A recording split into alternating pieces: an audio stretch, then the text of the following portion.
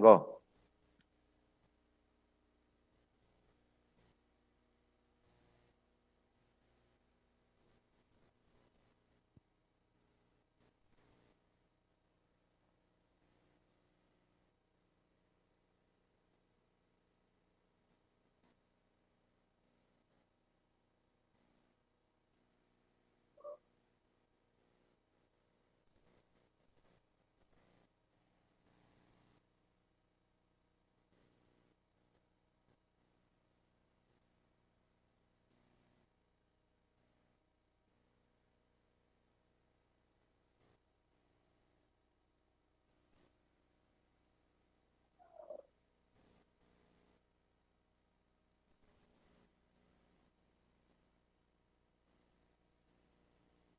It's 20 hours.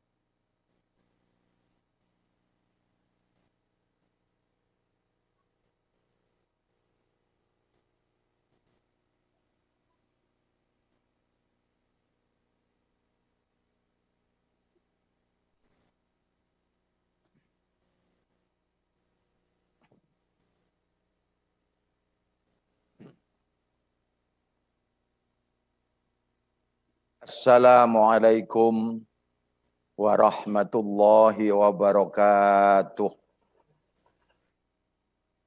Bismillahirrahmanirrahim. Alhamdulillahi rabbil alamin. Wa bihi nasta'inu ala umurid dunya waddin. Asyhadu an la ilaha illallah wahdahu la syarikalah. Wa asyhadu anna Muhammadan abduhu wa rasuluh alladzi la nabiyya ba'dah. Allahumma sholli wa sallim wa barik ala sayyidina Muhammadin wa ala alihi wa ashabihi ajma'in. Subhanaka la ilma lana illa ma 'allamtana innaka antal alimul hakim. Bapak Ibu, saudara-saudari jamaah pengajian melalui aplikasi Zoom di kajian online MSI yang berbahagia dan yang dimuliakan oleh Allah Subhanahu wa taala.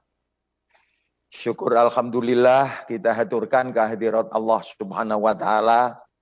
Kita bisa bertemu melalui aplikasi Zoom ini, insya Allah yang berkomunikasi dengan saya ini dalam keadaan sehat walafiat. Ini yang harus kita syukuri, bahwa di tengah-tengah suasana kita saat ini yang sedang, ya seperti kita maklumi apapun itu namanya, kita masih diberi kesempatan oleh Allah untuk hidup dengan sehat walafiat. Oleh karena itu pertemuan ini, mari kita awali dengan memohon hidayah kehadirat Allah, agar apa yang kita kaji, kita bahas bersama malam ini membawa manfaat, maslahah fid dunya wal akhirah. Ala hadhihi niyah al-Fatihah. A'udzu billahi minasyaitonir rajim. Bismillahirrahmanirrahim. Alhamdulillahirabbil alamin. Arrahmanir rahim. Maliki yaumiddin. Iyyaka na'budu wa iyyaka nasta'in. Ihdinas siratal mustaqim. Siratal ladzina an'amta 'alaihim ghairil maghdubi 'alaihim waladdallin. Amin. Bapak Ibu dan saudara-saudari yang berbahagia, hari-hari ini kita nikmati kehidupan, dan hidup ini ternyata ada saja masalah yang kita hadapi. Oleh karena itulah masalah-masalah kehidupan ini terus dan terus akan kita hadapi, dan itu satu di antara ujian hidup. Karenanya orang yang sudah siap untuk hidup berarti siap untuk menghadapi ujian. Ini yang harus kita sadari. Apapun macamnya ujian, maka itulah konsekuensi orang hidup. Jadi sebaliknya kalau orang hidup tidak mau menghadapi ujian, ya sudahlah, tidak usah hidup. Karena Allah menciptakan hidup ini untuk menghadapi ujian. Sisi yang lain, sebagai orang mukmin, orang yang beriman kepada Allah, ujian hidup yang dihadapi itu sekaligus sebagai ujian iman. Jadi ketika kita diberi kesempatan oleh Allah untuk hidup, siap-siap menghadapi ujian. Maka ujian yang kita hadapi akan dijadikan oleh Allah sekaligus sebagai ujian iman kita kepada Allah. Nah, tema inilah yang saya angkat untuk saya ketengahkan pada kesempatan kajian online MSI pada hari Kamis malam tanggal 9 April 2020 ini. Saya awali dengan mengingatkan kepada kita semuanya, bahwa yang menentukan dan memberikan hidup dan menentukan akhir hidup mati itu adalah Allah. Bukan kehendak apa dan siapa, karena Allah yang menciptakan kita dan Allah yang akan mematikan kita. Begitu mendasar persoalan ini sehingga Allah mengulang-ulang ayat ini di beberapa surat. Satu di antara yang saya catat, surat Ali Imran ayat 156 ini menyatakan wallahu yuhyi wa yumit. Allah lah zat yang menghidupkan dan Allah pula yang mematikan. Maka kalau Allah sudah memberikan hidup kepada seseorang, siapapun tidak ada yang bisa mematikan. Apakah itu manusia, makhluk yang lain, makhluk gaib, termasuk mohon maaf virus pun tidak akan bisa mematikan kita kalau Allah menentukan hak hidup. Sebaliknya kalau Allah sudah menentukan mati kepada siapapun, maka siapapun tidak ada yang bisa menghidupkan. Hak hidup, hak mati, Allah penentunya. Kita, kata orang Jawa, sak dermo ngelampai kersaning pangeran. Nah, Bapak Ibu saudara-saudari yang saya hormati, maka tujuan hidup itu untuk apa diciptakan oleh Allah? Di surat Al-Mulk ayat 2 yang sering kita dengar dibaca ini. Alladzi khalaqal mauta wal hayata liyabluwakum ayyukum ahsanu amala. Allah lah zat yang menjadikan mati dan hidup supaya dia menguji kamu sekalian, mencoba kamu sekalian. Dari hasil ujian cobaan itu, siapa di antara kalian yang lebih baik prestasinya, yang lebih baik perbuatannya. Nah, inilah tolok ukur yang dijadikan alat untuk Allah. Satu di antaranya, seseorang diberi hidup akan diuji. Hasil jawaban ujian akan bisa dinilai apakah menjadi orang baik atau tidak baik. Yang lebih baik prestasinya. Jadi mari kita pahami apa yang kita hadapi dalam hidup itu tolok ukur yang dijadikan oleh Allah untuk menilai kualitas diri kita. Mana yang lebih baik perbuatannya dalam hidup. Ini jamaah yang saya hormati, Allah menciptakan ujian ini, mengadakan ujian itu banyak hikmahnya. Marilah kita husnudzon, baik sangka, positive thinking, jauhkan suudzon dari kehendak Allah. Satu di antara sabda Nabi, mayyuridillahu bi khairan yusib minhu. Barang siapa yang dikehendaki oleh Allah sesuatu yang baik bagi dirinya, maka dia akan mengujinya. Inti hadis riwayat Imam Bukhari dari sahabat Abi Hurairah ini menyatakan, kalau Allah menghendaki kita ini dijadikan orang baik, maka Allah menguji kita. Sehingga kalimat yang boleh saya pakai hadirin, ujian hidup itu surat cinta yang diberikan Allah kepada kita. Kita ini mau dijadikan orang baik-baik. Nah, untuk menjadikan kita ini orang baik, Allah menimpakan musibah, memberikan ujian, cobaan. Dari sikap kita menghadapi ujian itulah kita akan dinilai Allah benar-benar jadi hambanya yang baik atau tidak. Ada satu hadis lagi. Riwayat Imam Bukhari Muslim muttafaqun alaih. Dari Anas bin Malik, Nabi menyatakan, idza aradallahu bi'abdi khairan ajjala lahul 'uqubah fid dunya. Apabila Allah mengendaki seorang hambanya kebaikan menjadi orang baik-baik, maka dia akan menyegerakan gesusokno ujian dan ukubah itu di dunia. Sebaliknya, wa idza aradallahu bi 'abdi syarra amsaka anhu bidzambi hatta yuwafiya bihi yaumal qiyamah. Barang apabila Allah menghendaki seseorang hamba ini dikehendaki jadi buruk, bukan baik, maka dia Allah ini menahan siksanya, ujiannya itu tidak diberikan. Sehingga akhirnya keburukannya terus berlanjut sampai dia mati, sampai hari kiamat. Maka prosentasenya barangkali kalau orang dikehendaki oleh Allah itu tidak baik, menjadi orang buruk, akan sehat terus, akan enjoy terus. Ini namanya istidraj dalam ilmu tauhid. Kata orang Jawa, dilulu dengan kesenangan, dengan kebaikan, dan seterusnya itu. Jadi mari hadis ini difahami, kesimpulannya Allah menghendaki kita orang mukmin ini diuji oleh Allah di dunia untuk dijadikan yang orang baik. Nanti di akhirat sudah tidak ada ujian. Tapi kalau Allah menghendaki seseorang jadi orang yang dinilai buruk, maka Allah menahan siksanya itu di dunia. Dan nanti sampai hari kiamat begitu. Ini hadisnya Nabi ini. Lalu kualitas ujian itu sendiri juga akan dipakai penilaian oleh Allah untuk membalas. Inna idhamil jaza ma'idhamil bala. Sesungguhnya agungnya, besarnya balasan yang diberikan Allah diukur dengan agungnya cobaan. Semakin berat cobaannya, semakin kita memenangkan jawaban ujian itu, maka semakin banyak pahala yang akan kita terima. Contoh kecil, jamaah yang saya hormati, kalau kita jalan di jalan hanya tertusuk duri, kecil cobaan itu. Banding dengan kena musibah besar, bencana alam yang menimpa kita. Itu sudah barang tentu berbeda. Coba saya ulang lagi terjemah hadis ini. Sesungguhnya besarnya balasan yang diberikan Allah kepada seseorang diukur dengan besarnya cobaan yang diterima. Wa inna allaha idha habba qauman ibtalahum.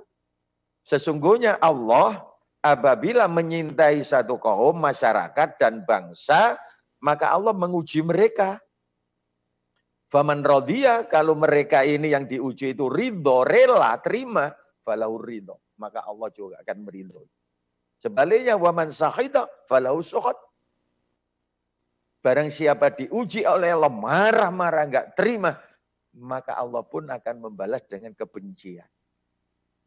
Nah, saya kaitkan dengan suasana COVID-19 akhir-akhir ini.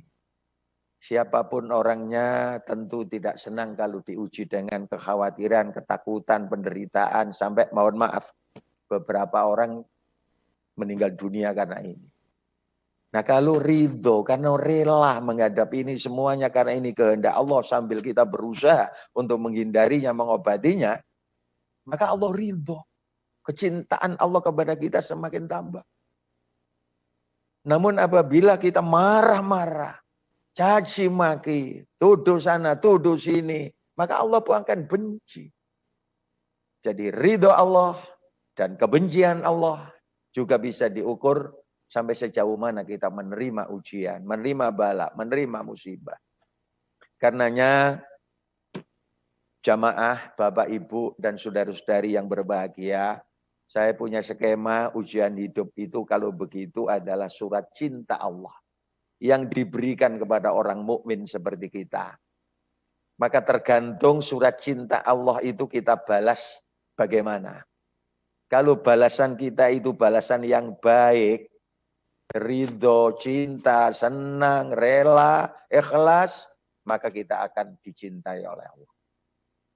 Tapi sebaliknya, kalau kita sudah dikirim oleh Allah surat cinta yang berupa ujian hidup itu, kemudian kita balas surat cinta Allah itu dengan negatif, dengan marah-marah, dengan saling tuduh, menyalahkan ini dan itu, maka Allah pun akan membalas kita dengan kebencian. Inilah sikap yang harus kita sadari. Karenanya kita sudah lama mendapatkan karunia nikmat dari Allah. Kebahagiaan, kesehatan, apapun macamnya sudah lama, sudah banyak tak terhingga. Namun kalau kita sedikit saja sudah diberi ujian yang tidak enak, kalau keluh kesah, ini kualitas iman kita nanti akan dinilai oleh Allah menurun. Ini satu sisi ya. Nah, sekarang mari kita hubungkan. Saya tadi pakai tema ujian hidup itu sekaligus sebagai ujian iman bagi kita orang mukmin. Coba lihat firman Allah di surat Al-Ankabut ini. Akhasiban nasu ayyutraku ayyaqulu amanna wa hum la yuftanun. Walaqad fatanna alladhina min qablihim fala ya'lamanna alladhina shadaqu wa la ya'lamannal kadhibin. Nanti dicatat itu Al-Ankabut ayat 2 dan 3. Allah pakai tanya. Apakah manusia itu mengira bahwa mereka dibiarkan saja mengatakan kami telah beriman, KTP saya Islam, saya mukmin, sedang mereka tidak diuji? Bahasa Jawa yang saya pakai terjemah ayat ini, lah kok enak ngaku iman gak diujian. Loh, kata Allah. Konsekuensi pengakuan iman kepada Allah harus siap diuji. Ini pernyataan. Belum bisa dinilai seseorang itu beriman oleh Allah sebelum menghadapi ujian. Maka lanjutannya, sesungguhnya kami telah menguji orang-orang sebelum kamu. Sebelum mereka. Bapak, ibu, kakek, nenek, moyang kita terus sejarah manusia sampai puncak. Nabi Adam alaihissalam dan Ibu Hawa diuji semuanya. Orang-orang terdahulu kita diuji oleh Allah. Maka dari ujian itu, sesungguhnya Allah mengetahui orang-orang yang benar imannya, siddiq, jujur, teman pengakuannya. Dan dari ujian itu Allah mengetahui mana yang dusta iman. Mana yang hanya manis di bibir, lip service. Hanya manis di bibir saja. Ini Al-Ankabut. Nah karenanya kejujuran iman kita, kebenaran iman kita akan dinilai oleh Allah bagaimana kita menyikapi ujian hidup. Nah coba lihat, ini pengertian dasar ya. Ketika ada seseorang tanya zaman Nabi kepada Rasulullah, mahwal iman ya Rasul, apa sih Nabi sebenarnya iman itu? Maka dalam satu hadis ini, riwayat Imam Ahmad, Tirmidzi, beliau menyatakan al-imanu tasdiqun bil qalbi wa iqrarun bil lisan wa af'alun bil arkan. Iman itu adalah membenarkan sesuatu dalam hati, mengucapkannya melalui lisan dan melaksanakannya dalam praktek perbuatan. Hati ini percaya Allah sebagai Tuhan kita. Lisan bicara asyhadu an la ilaha illallah. Perbuatannya taat, patuh, nurut kepada Allah. Itu namanya iman. Hati mengakui Nabi Muhammad Rasulullah. Lisan bicara wa asyhadu anna Muhammadar Rasulullah. Praktek taat kepada perintah Rasul. Menghindari larangan Rasul. Sunnah Rasul kita jalani. Itu namanya iman. Jadi kesimpulan saya, iman itu berarti satunya hati, kata, dan perbuatan. Bagian ini sering saya sampaikan di beberapa kesempatan pengajian rutin. Coba lihat ini. Ada kalanya yang dinamanya iman itu hatinya mengatakan A. Lesannya bicara A. Prakteknya juga menunjukkan A. A, A, A. Itu iman. Orangnya disebut mukmin. Tapi di balik itu, di kelompok sana ada orang yang hatinya mengatakan A, lesannya bicara B, prakteknya berbuat C. A, B, C. Lain di mulut, lain di hati, lain dalam kenyataan. Ini sifat seperti itu namanya nifak, orangnya disebut munafik. Hati tidak percaya kepada Allah, tapi lesannya bicara syahadat, perbuatannya malah bertolak belakang dengan pengakuannya. Itulah sifat nifak. Orangnya disebut munafik. Sedangkan kelompok yang ketiga ada hatinya mengatakan A, lesannya bicara A, tapi prakteknya B. Hati mengatakan Allah Tuhannya. Lesan bicara asyhadu an la ilaha illallah. Perbuatannya diperintah Allah enggak jalan, dilarang Allah diterjang, salah enggak ngaku salah. Kelompok seperti ini sifatnya disebut fasik. Orangnya disebut juga perbuatannya dan kelompoknya namanya fasik. Di Al-Quran, ulaika humul fasiqun. Dan seterusnya. Inilah fenomena orang beriman. Nah, iman yang sudah masuk ini, Bapak, Ibu, dan saudara-saudari yang saya hormati, ini berkembang. Nabi sampai menggambarkan, kalau bisa di grafik itu, iman itu bisa bertambah, bisa berkurang. Al-imanu yazidu wa yankusu. Yazidu bit ta'ah wa yankusu bil ma'siyah. Iman itu bertambah kalau kita melaksanakan kebaikan, menjauhi larangan.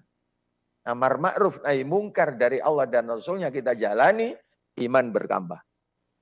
Tapi sebaliknya iman itu berkurang, susut, drop ketika kita durhaka. Diperintah enggak jalan, dilarang diterjang, enggak ngaku salah, drop iman itu turun. Bahkan bisa-bisa copot iman itu. Sampai Nabi mengatakan 3, maaf ini ya, perbuatan maksiat yang dilarang oleh Allah. La yasriku sariku khina yasraqu wa huwa mu'min.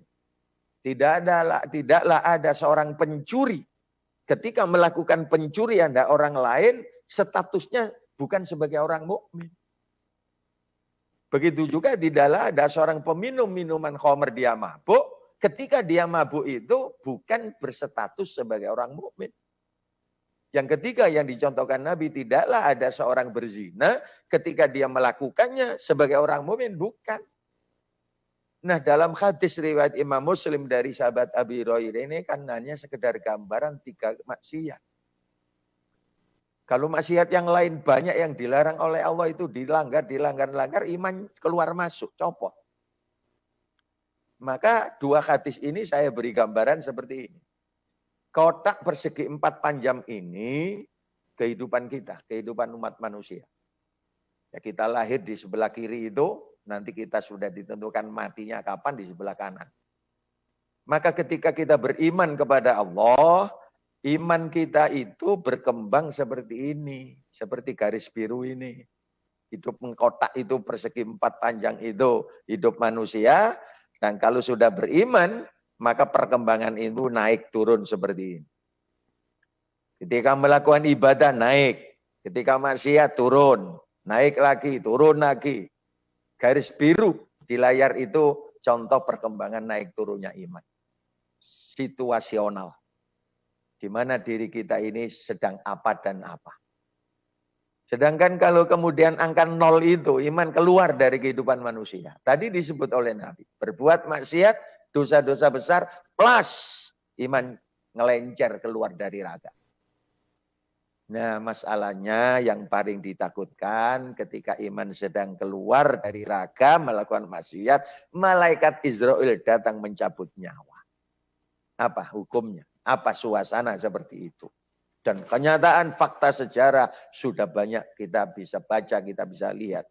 Orang mati dalam keadaan berbuat durhaka maksiat. Naudzubillah min dzalik. Nah, yang diharapkan oleh agama ini, oleh kita semuanya ini mudah-mudahan yang ikut bergabung dalam aplikasi Zone, kajian online MSI ini, yang nomor 4 ini. Mendekati ajal, garis hijau itu bisa dibayangkan naik, perbuatannya semakin baik, semakin fastabiqul khairat, puncaknya +1, husnul khotimah. Itu yang kita harap. Sedangkan sebaliknya ketika mendekati mati seperti garis ungu itu. Ya, ini yang digambarkan oleh anak-anak plesetannya anak itu. Tua-tua keladi. Semakin tua makin menjadi, akhirnya tambah tua, gak karu-karuan kelakuannya, drop di puncak, drop paling bawah, dia meninggal dunia. Su'ul khotimah. Na'udzubillah min dzalik. Pertanyaannya, Hadirin dan para pendengar, pemirsa yang saya hormati, kapan kita mati? Dalam keadaan bagaimana kita mati? Tidak ada yang tahu, hanya Allah. Ini yang harus kita ingat. Apalagi yang merah ini. Yang garis merah itu gambaran mengarah kepada murtad. Dia sudah kecil iman karena dididik oleh orang tua. Pendidikannya mukmin. Tapi di akhir hayatnya kena pengaruh kehidupan dunia. Karena cinta, karena ekonomi, karena sosial, karena ketekanan. Jebret belum mati, iman copot jadi murtad. Na'udzubillah min dzalik. Inilah fenomena yang digambarkan oleh Nabi. Gambaran perkembangan iman. Maka dengan ujian yang di muka tadi saya sebut, iman kita diuji sebagaimana kita hidup ini. Naik, turun, datar, naik lagi, turun lagi. Dan Nabi menyatakan pada akhirnya innamal a'malu bil khawatim, sesungguhnya perilaku manusia itu baik buruknya diukur di in-nya, akhir hayatnya. Muncullah +1 dan -2 itu. Apa itu? Husnul khotimah atau kasuhul khotimah. Itu dari ujian. Hadirin jamaah yang saya hormati. Sekarang berikutnya pertanyaan. Kalau ujian hidup itu sekaligus sebagai ujian iman, maka apa macamnya ujian? Surat Al-A'raf 168 menyatakan firman Allah ini. Wa qatta'nahum fil ardi umaman minhumus salihuna wa minhum duna dzalik wa balawnahum bil hasanati was sayyiat la'allahum yarji'un. Ini terjemahnya, coba lihat. Kami bagi-bagi mereka di dunia ini menjadi beberapa golongan. Manusia diciptakan oleh Allah berwarna-warni. Sukunya, bangsanya, golongannya, warna kulitnya, jenisnya, kelompoknya, macam-macam. Peminhum di antara mereka ada yang baik-baik. Tetapi juga mereka ada yang buruk-buruk tidak baik. Jadi oleh Allah yang banyak aneka ragam, akhirnya dibagi menjadi 2 kelompok, A dan B. Maaf, yang baik dan yang tidak baik. A, B. Untuk menyelompokkan, memasukkan A dan B ini baik dan buruk, kami coba mereka. Kami uji mereka. Dengan apa? Dengan nikmat yang baik-baik, bil hasanat, wasayyiat, yang buruk-buruk. Nah, ini jawabannya. Apa macamnya ujian iman, ujian hidup? Surat Al-A'raf ayat 168 diberitahukan oleh Allah. Ada ujian yang berupa nikmat yang baik-baik. Ada ujian yang buruk-buruk berupa hal yang tidak enak. Ini yang harus kita sadari. Sebab terus terang saja Bapak, Ibu, dan saudara-saudari yang saya hormati. Mindset otak pikiran kita itu kalau sudah mendengar ujian, menulis ujian, membaca ujian, kontak yang tidak baik. Yang sedih, yang susah, yang kita rasakan gak enak, itu ujian. Tapi justru nanti kita bisa lihat yang enak-enak, yang hobi yang kita cintai itu lebih banyak. Merupakan ujian hidup, ujian iman.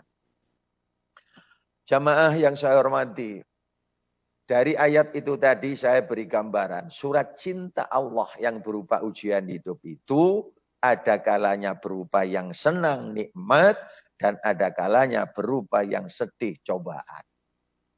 Sehat, sakit, laba, rugi.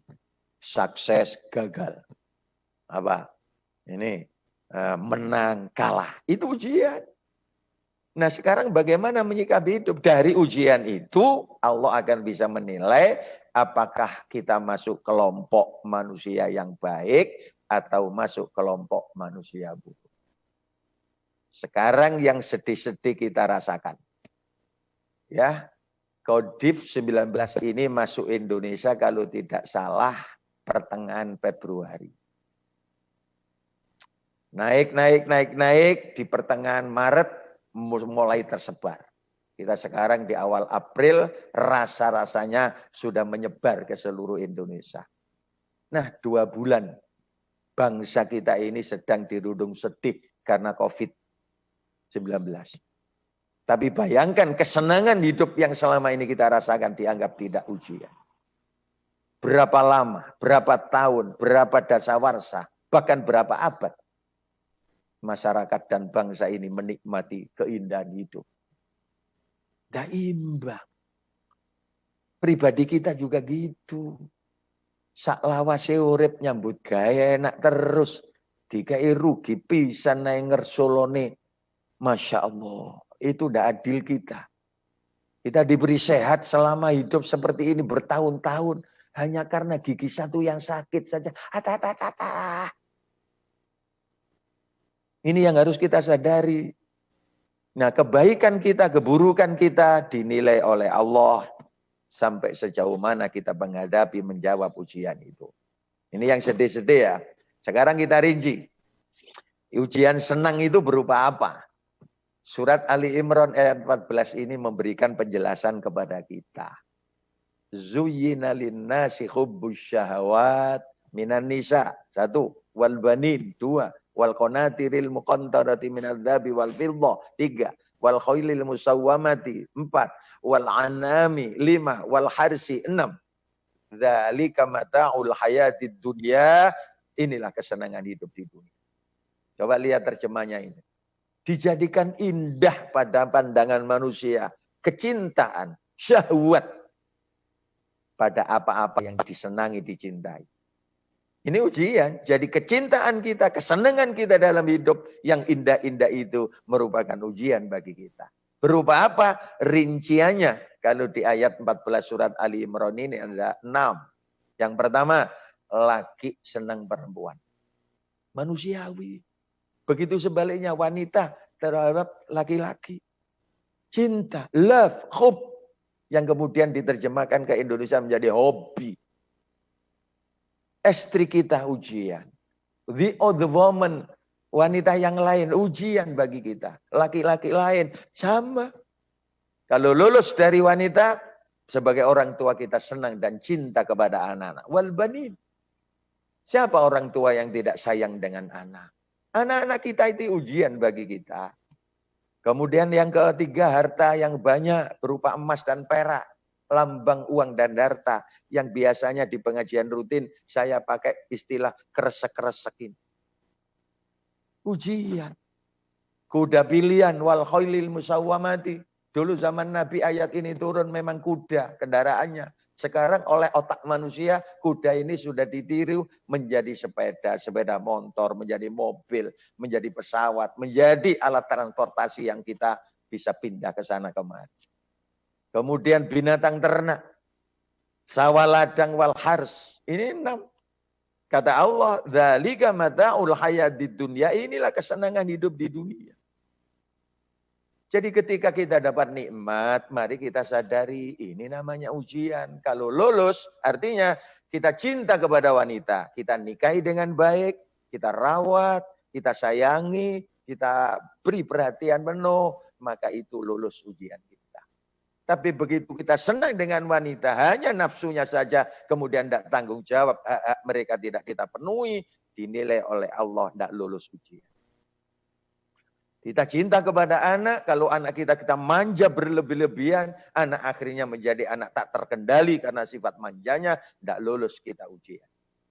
Tapi kalau kita cinta kepada anak, kita didik, kita arahkan, kita bimbing, kita telah beri teladan yang baik, menjadi orang baik-baik, lulus ujian sebagai orang tua. Harta, maaf, siapa yang sering mengikuti pengajian saya di rutin-rutin itu, saya pakai istilah. Biyen kata nyekel duit sopo masjid, saiki kakean duit gak sopo belas nang masjid. Ujian harta. Ayo. Kuda pilihan kendaraan sama. Biyen sepeda kriat, sopo rutin ngaji rutin sana, pengajian didatangi, ke masjid jamaah didatangi, setelah bisa beli roda 4, plak sudah ndak tahu dengan pengajian.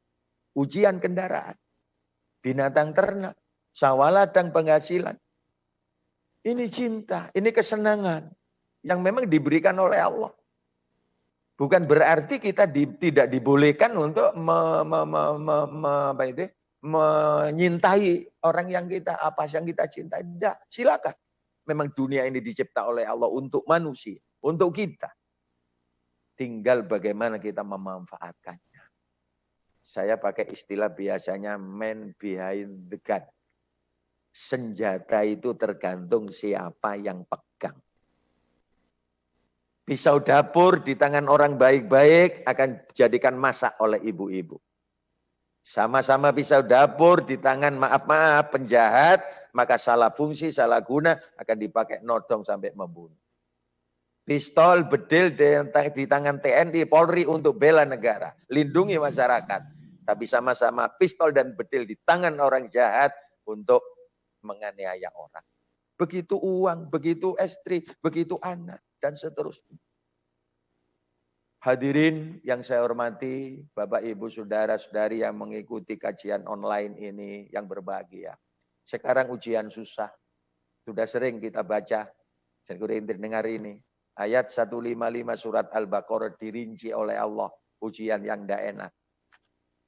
وَلَنَبْلُوَنَّكُمْ بِشَيْءٍ مِّنَ الْخَوْفِ وَالْجُوعِ وَنَقْسٍ مِّنَ الْأَمْوَالِ وَالْأَنْفُسِ وَالثَّمَرَاتِ وَبَشِّرِ الصَّابِرِينَ.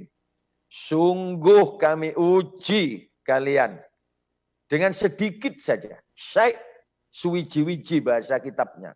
Anak-anak santri. Syai' sedikit saja berupa ketakutan, kekhawatiran. Khauf, walju, kelaparan. Wa naqsim minal kekurangan harta. Wal anfus, kekurangan nyawa, mati. Wasamarat, buah-buahan.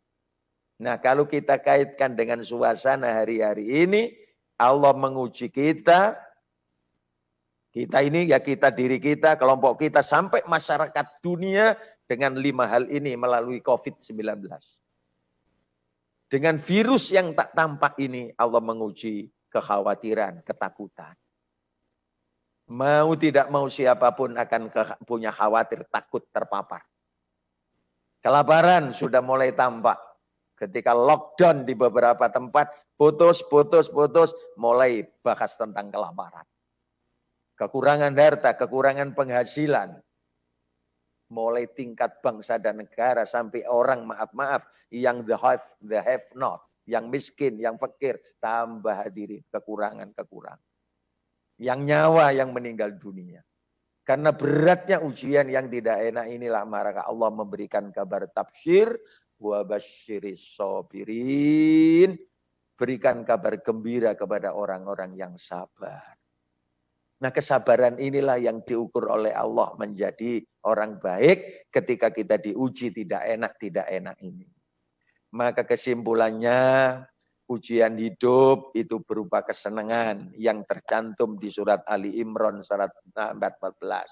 Coba lihat, kalau dirinci, laki senang perempuan atau sebaliknya, orang tua senang anak-anak, manusia senang dengan uang dan harta, senang dengan kalau uang sudah punya, naik muncul kendaraan. Kalau kendaraan hobinya sudah terpenuhi, mesti ingon-ingon ternak. Kalau ternak sudah terpenuhi, ada lagi, masih kurang lagi pertanian, perkebunan, bisnis, dan so on. Inilah dzalika mataul hayatid dunya, ujian yang senang. Sedangkan ujian yang sedih, yang susah, Al-Baqarah 155. Berapa? Hanya 5. Coba banding dengan yang senang. Khawatir, kelaparan, kekurangan harta, kematian, kerugian. Sekarang banding itu. Banyak yang mana ujian antara senang dan susah. Semuanya sudah kita nikmati. Hadirin dan para pendengar, para pemirsa yang saya hormati, maka kalau saya simpulkan ujian-ujian hidup yang dijelaskan, ditimpakan Allah ini mengkerucut kepada masalah ekonomi, masalah uang, masalah kresek-kresek. Orang laki senang perempuan, bondo duit. Orang tua cinta anak, uang lagi. Harta kresek-kresek, kendaraan kresek-kresek, ternak kresek-kresek, pertanian kresek-kresek. Ekonomi. Begitu juga yang sedih-sedih, coba khawatir ini, khawatir itu, perut, ekonomi. Kelaparan, ekonomi. Kekurangan harta, ekonomi. Kematian, maaf, saya biasanya tanya, orang mati apa butuh uang? Hadirin zaman sekarang ini contoh banyak manusia yang mati tapi tempat penguburan makam minim. Akhirnya ada tempat pemakaman umum. Kalau di Sidoarjo ada Praluyo yang di Lingkar Timur itu milik Pemda Sidoarjo, Pemkab Sidoarjo. Tapi harap maklum siapa jenazahnya yang dimasukkan ke sana kena sekian juta. 2 tahun registrasi terus, kalau tidak akan dilindi, dipindah. Tuh, wong mati cek butuh kerasa-kerasa. Kerugian dan sebagainya. Maka ujian hidup yang atas itu nyelurut ke bawah sebenarnya masalah ekonomi. Bagaimana kita menyikapinya? Bagaimana kita memanfaatkannya? Bagaimana kita menghadapinya? Hanya itulah hidup ini sebenarnya. Maka jawabannya yang baik bagaimana? Nabi Muhammad memberikan gambaran. Ajaban li amril mu'min, inna amrahu kullahu lahu khair, wa laisa dzalika li ahadin illa lil mu'min. In asabahu syarra syakara fakana khairan lahu, wa in asabatu dharra sabara fakana khairan lahu. Muttafaqun alaih. Sangat mengagumkan sekali keadaan orang mukmin. Sebab segala keadaannya itu sangat baik. Tidak mungkin itu terjadi kecuali bagi seorang mukmin, kata Nabi. Apa itu yang ditakjubi oleh Nabi? Sing digawoi karo Kanjeng Nabi itu. Jika orang mukmin mendapatkan nikmat, dia syukur. Maka syukurnya itu oleh Allah dinilai lebih baik daripada nikmat yang diberikan. Satu hadis menyatakan, kalau seandainya dunia dengan segala isinya ini diberikan kepada kita, plek, dunia saisi ini, PN, plek, kita hanya bersyukur, alhamdulillah rabbil alamin. Maka di hadapan Allah nilai ucapan alhamdulillah lebih bagus daripada dunia dengan segala isi. Syukur kita kepada Allah itu yang dihargai. Sebaliknya bila orang mukmin diuji dengan susah, menderita, dia sabar, maka sabarnya itu lebih baik baginya. Inilah jawaban yang diberikan oleh agama Islam untuk kita sikapi menghadapi fenomena perkembangan perubahan hidup yang cepat ini. Jamaah yang saya hormati, sekarang mari kita lihat, syukur itu apa sih sebenarnya? Hakikat syukur, banyak definisi. Satu di antaranya yang saya pakai. Syukur itu adalah pernyataan terima kasih kepada Allah. Atas karunia nikmatnya dengan cara 3 hal. Sama dengan iman tadi itu, hati, lesan, perilaku. Hati ini meyakini bahwa nikmat macam apapun itu berupa apa, berapa jumlahnya, pemberian dari Allah. Jangan sekali-kali mengakui dalam hati nikmat ini hasil karya saya. Non. Tanpa Allah kita tidak punya apa-apa. Itu hatinya orang syukur. Lesan karena hati itu abstrak, oleh Nabi dituntut lesan harus baca puji-pujian kepada Allah. Minimal yang paling disenangi Allah. Alhamdulillahirabbil alamin. Syukur-syukur dilengkapi oleh Nabi. Subhanallah, walhamdulillah, wala ilaha illallah, wallahu akbar. 4 kalimat syukur yang paling ringan di lidah, berat pahala ditimbang, paling disenangi oleh Allah. Dan yang keempat, perilakunya, prakteknya menggunakan nikmat untuk kebaikan. Hidup kita manfaatkan untuk mengisi kebaikan. Uang harta yang banyak tadi kita manfaatkan untuk kebaikan. Itu syukur. Nah, jamaah yang saya hormati, surat Ibrahim ini sudah sering kita baca dan kita dengar. Ini janji Allah. La in syakartum la azidannakum. Ingatlah, Tuhanmu sudah mengumumkan, memaklumkan. Jika kalian bersyukur, pasti akan menambah nikmat. Tapi wala in kafartum, kalau kau ingkari nikmatku, sungguh azabku akan pedih.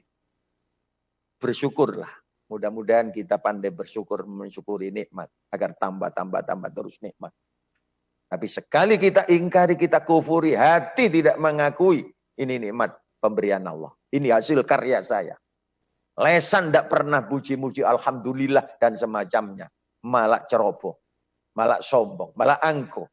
Dan akhirnya nikmat kita gunakan untuk menentang Allah. Untuk maksiat kepada Allah. Itu kufur. Kalau sudah begitu, siap-siaplah untuk menghadapi azab yang pedih, kata Allah. Sebenarnya kalau kita syukur bukan untuk Allah. Syukur kita itu untuk diri kembali kepada diri kita sendiri. Walaqad ataina Luqmanal hikmata anishkur lillah.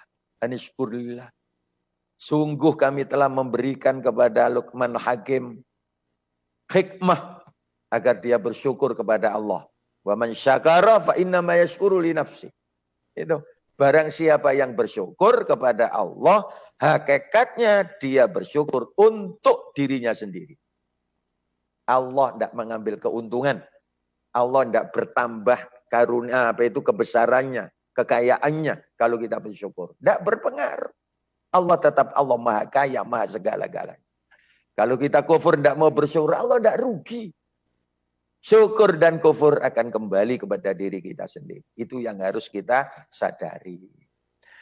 Kemudian jamaah yang saya hormati, lawan dari syukur tadi itu adalah sabar. Apa sih sabar itu? Banyak definisi yang saya ambil ini.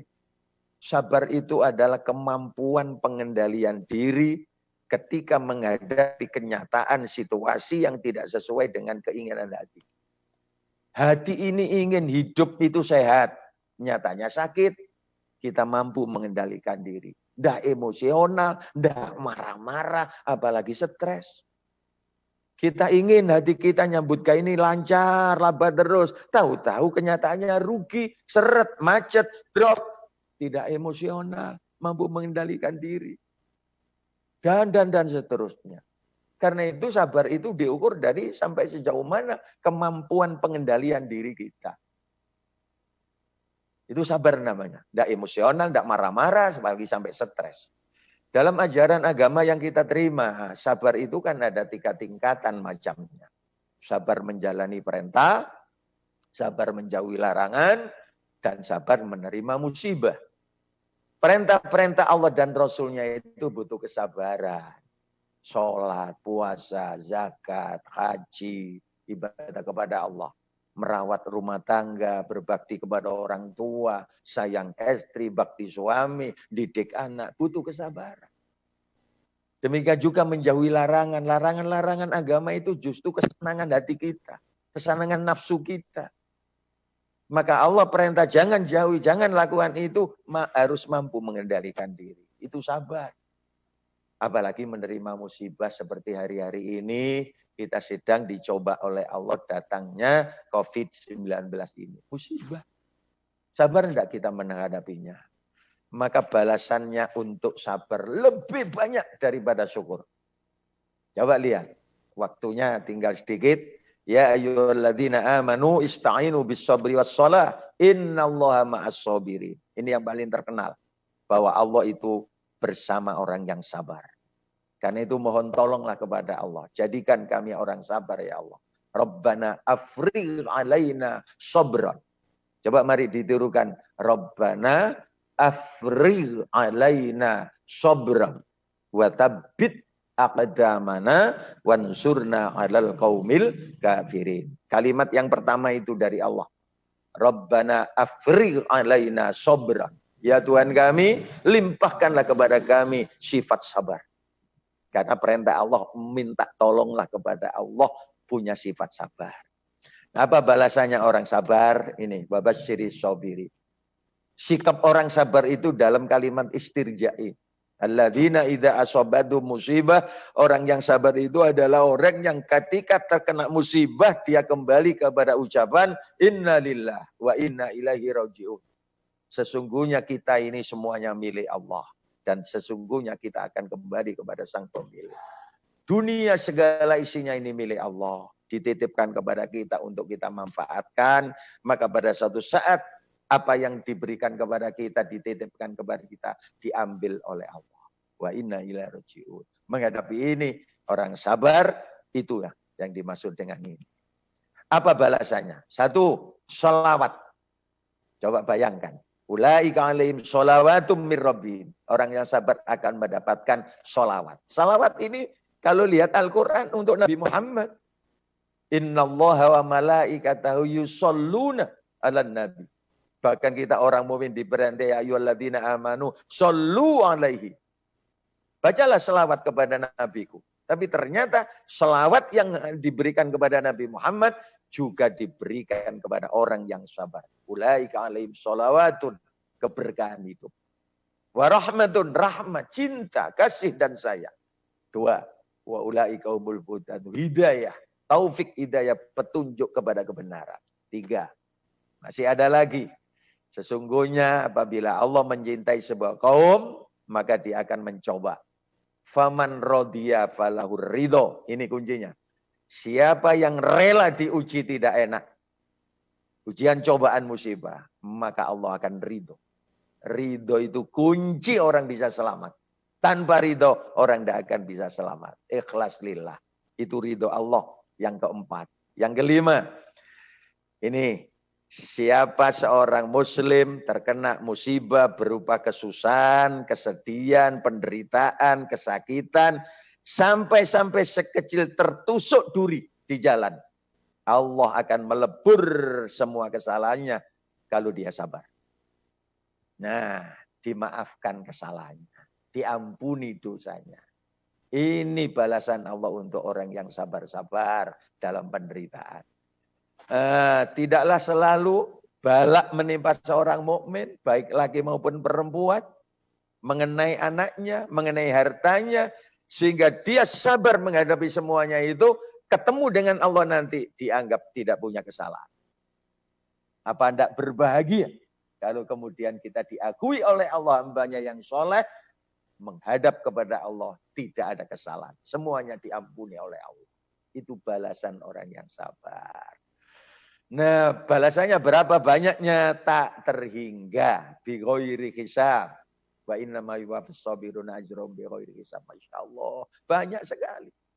Pahala mereka tak terbatas. Sampai saya simpulkan ini, ya. Nah, ini sebentar. Nah, jamaah, kesimpulan apa itu tadi itu? Cinta Allah kepada kita itu, kalau kita diberi kesenangan bisa bersyukur. Kalau kita sedih diberi, itu bisa sabar. Ini di sini. Jadi marilah hidup ini kita jaga keseimbangan antara syukur dan sabar menghadapi semuanya. Maka dengan itulah Allah menilai kita jadi orang baik-baik. Kalau kita pandai mensyukuri nikmat, orang baik. Kalau kita sabar ketika menderita, sedih, orang baik-baik. Tapi sebaliknya, kalau cinta Allah kepada kita dikirimkan berupa ujian, kita senang, kita susah, tapi penerimaan kita kemudian kita sombong dengan kesenangan kita marah dengan kesedihan kita, maka kita dinilai jadi orang buruk karena sombong ketika dapat nikmat, kita jadikan buruk oleh Allah ketika kita suka marah-marah. Kita hindari kalau kita tidak ingin dinilai oleh Allah jadi orang buruk. Jangan sombong ketika berhasil, jangan marah ketika kita gagal. Jamaah, akhirnya kesimpulannya inilah. Yang pertama, Allah lah yang menciptakan dan menentukan hidup dan mati bagi manusia. Sebagai ujian untuk melihat siapa yang paling baik pola kehidupannya. Yang kedua, bagi orang mukmin, ujian hidup itu sekaligus sebagai ujian iman. Untuk menilai mana iman yang benar, mana iman yang dusta. Yang ketiga, ujian hidup dan iman itu bisa berupa nikmat yang menyenangkan atau bisa menjadi musibah yang menyedihkan. Sekali lagi, ujian hidup sekaligus ujian iman itu bisa berupa nikmat yang menyenangkan atau bisa menjadi musibah, berupa musibah yang menyedihkan. Kemudian, bila nikmat diterima dengan syukur, niscaya akan membawa bahagia. Tapi bila disikapi dengan kufur, niscaya akan membawa sengsara. Nikmat disyukuri, bahagia. Nikmat dikufuri, akan jadi sengsara. Begitu juga dengan musibah. Jika musibah dihadapi dengan sabar, berkahlah datang dalam kehidupan. Tapi ketika musibah datang, kita marah-marah, emosional, kita menderita dengan penderitaan. 6. Bonus yang diberikan Allah kepada orang yang bersyukur, nikmat dunia akan bertambah. Nikmat akhirnya tambah tak terhingga. Saya pakai rumus. Satu kebaikan akan dibalas dengan 10 pahala. Normalnya 700 kali lipat. Maksimal tak terbatas. Tambah, tambah, tambah. Itu balasan orang bersyukur. Tapi kalau kita sabar dalam penderitaan, ini loh. Satu, kalau sabar menderita, ini cobaan dari Allah. Satu, selawat, keberkahan. Dua, rahmat, kasih sayang. Tiga, hidayah, petunjuk hidup. Empat, khair, kebaikan. Lima, ridho, cinta Allah.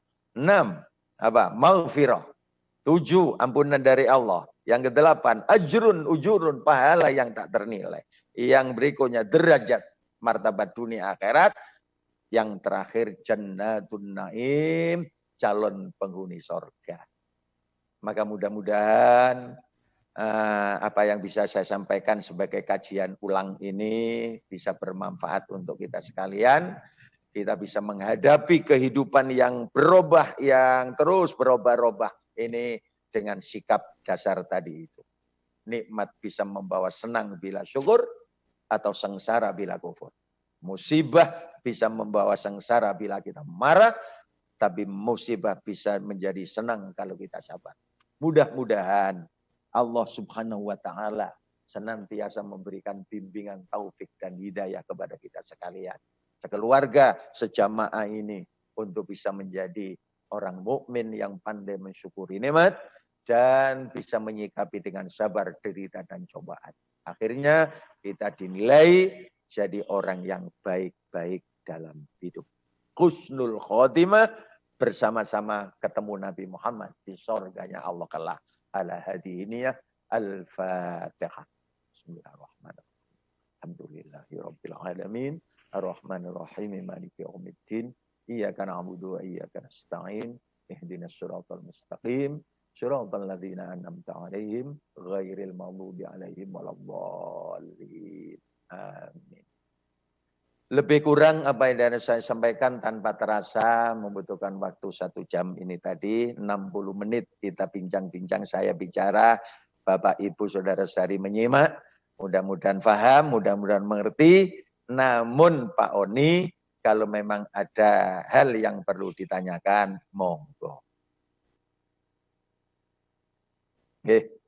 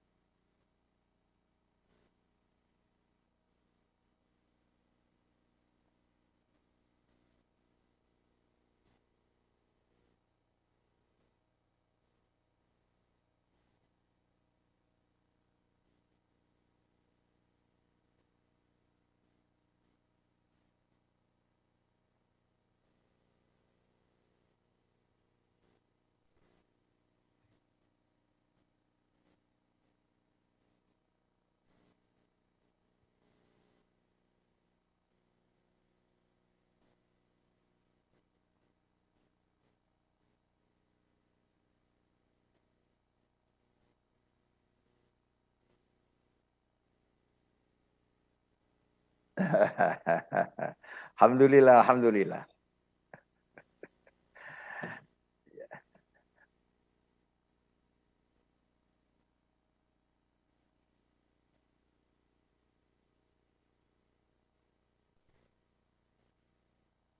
Ya, ya. Pesan terakhir Pak Oni, kalau memang tidak ada Pak Oni, sebelum kita tutup dengan doa. Bisa dilihat Pak Oni di layar? Ya, inilah yang selalu saya ingatkan dalam berbagai macam kesempatan agar kita punya pedoman hidup. Kemarin itu sudah sampaikan, sekarang hubungannya dengan ujian ini. Yang pertama, hidup ini akan selalu menghadapi masalah. iman kita kepada Allah harus kita hubungkan percaya kepada takdir Allah yang baik dan yang buruk.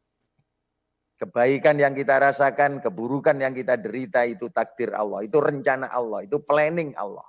Karena kita tidak tahu diperintah berusaha, ikhtiar sekuat kemampuan. Diiringi dengan doa, istighosah, riyadhah, ibadah, amal soleh. Baru tawakal berserah diri kepada Allah. Maka kalau Allah memutuskan kita sukses, kita hadapi dengan syukur. Alhamdulillah muncul sifat qanaah. Dan itulah kunci bahagia dan letaknya dalam hati. Tetapi kalau sukses dalam hidup kita lampiaskan dengan kesombongan, maka sombong memunculkan sifat tamak, rakus, loba, sengsara dalam hidup. Dan kuncinya adalah hati manusia. Begitu sebaliknya, kegagalan dalam hidup harus dihadapi dengan sabar. Sabar itu 1 kali, 2 kali, dan terus tabah dalam hidup. Tahan bantingan. Itu kunci bahagia juga. Tapi kalau kegagalan itu kali sikapi dengan marah-marah, tambah menderita. It's 21 dan derita hours. lahir, derita batin, sengsara di dalam hidup. Dan itu kuncinya dalam hati. Insya Allah kita akan bicarakan selanjutnya bagaimana pengaruh hati manusia ini dalam kehidupannya. Itu kesimpulan akhir yang bisa saya sampaikan, Pak Oni. Sekali lagi, lebih kurang yang dapat saya sampaikan, saya mohon maaf.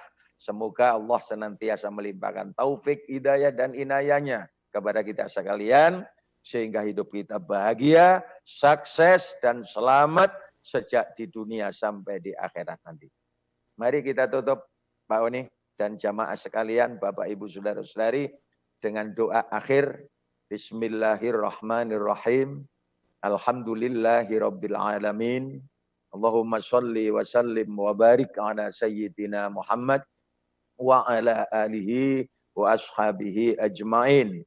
Allahumma anfa'na bima 'allamtana wa 'allimna ma yanfa'una wa zidna ilman nafi'a. Allahumma arinal haqqa haqqan warzuqna ittiba'ah wa arinal batila batilan warzuqna ijtinabah wa la taj'alhu multabisan 'alaina fanadilla waj'alna lil muttaqina imama. Allahumma nawwir qulubana bi tilawatil Qur'an wa zayyin akhlaqana bi karamatil Qur'an wa hassin a'malana bi dzikril Qur'an wa najjina minan nari bi syafa'atil Qur'an wa adkhilna fil jannati bi barakatil Qur'an.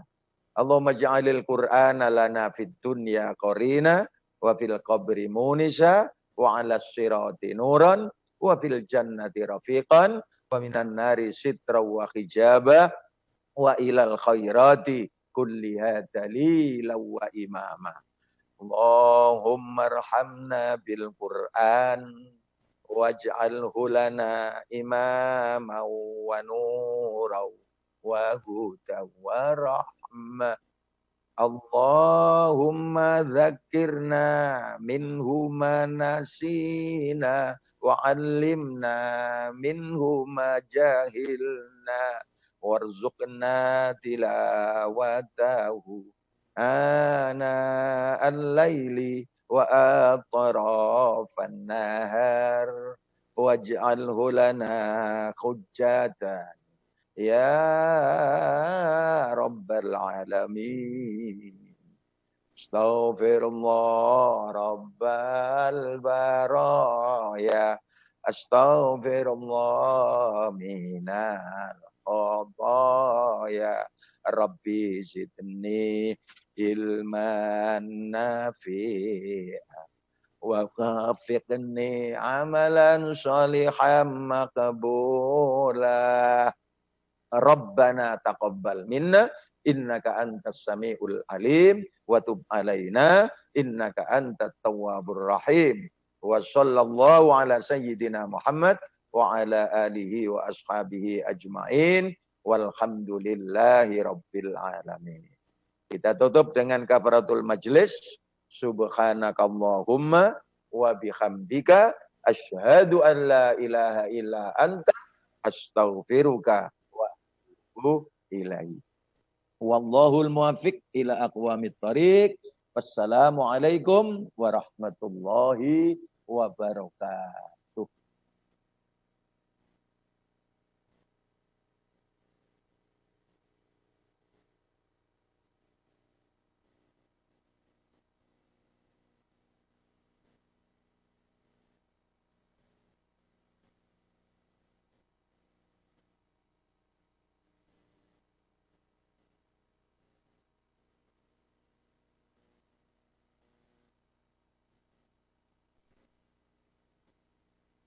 Alhamdulillahirabbil alamin.